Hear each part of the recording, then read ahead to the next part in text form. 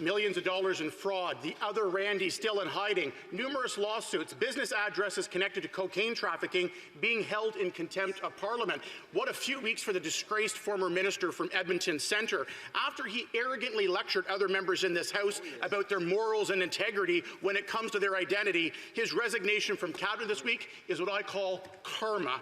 And yet, as the Liberals lecture others on reconciliation, it was Jody Wilson-Raybould who called their actions shameful and extremely destructive. If the Liberals had any integrity left themselves, not only should he resign from Cabinet, why hasn't he been booted from the Liberal caucus itself? In the House of Commons. Thank you, Mr. Speaker. As the House Leader indicated yesterday, we have been very clear in the House that the company was not on the list and that Indigenous procurement is for Indigenous groups. And what we do to see day after day is a gross amount of exaggeration coming from the Conservative ranks. And if they really want to start to do something in terms of what's in Canadians' best interest, they need to look in the mirror, and I'm referring to the Leader of the Conservative Party in particular, Mr. Speaker, and start asking himself the question, what is it that he is hiding that's preventing him from getting the security clearance, Mr. Speaker? Canadians have a right to know. He's hiding something. What is it? The honourable member for Stormont Dundas, South Glengarry. They are still defending him. How unethical do you have to be to get the boot out of the Liberal Party of Canada these days? It is crazy.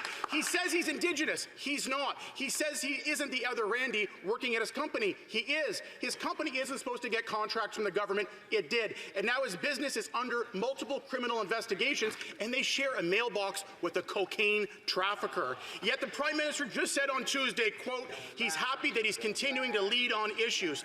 He's got issues, all right. The question again is, he should not only just not be in Cabinet, he should not be in the Liberal caucus itself. Have some integrity and give him the boot. The Honourable Parliamentary Secretary to the Leader of the Government in the House of Commons. Thank you. Mr. Speaker, really, talk about unethical. How unethical is it for the Leader of the Conservative Party of Canada to be the only leader not to get the security clearance, Mr. Speaker? Yet we know allegations of interference, foreign interference in his own leadership.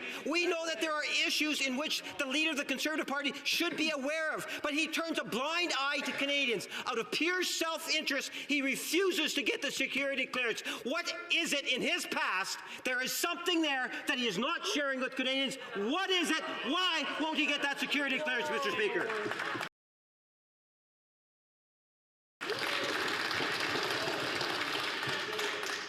The honourable member for St. Albert, Edmonton. Mr. Speaker, mired in allegations of fraud and conflict and having faked an Indigenous identity, this week the Liberal member for Edmonton Centre resigned from Cabinet in disgrace.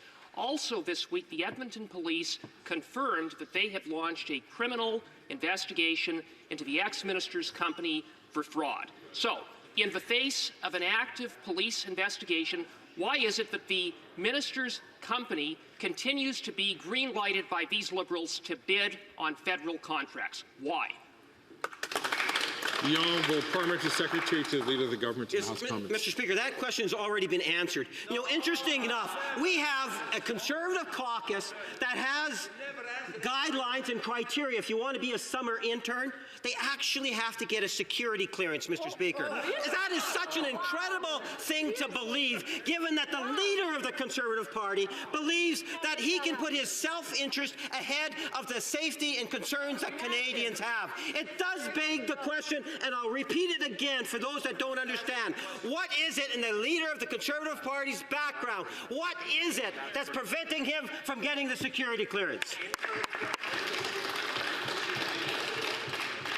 The honourable member from St. Albert, Edmonton.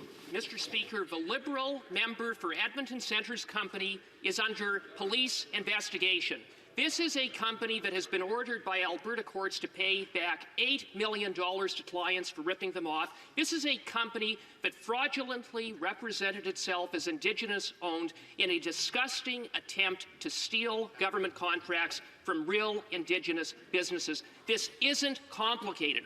All the Liberals need to do is put the company on a blacklist. Why won't they?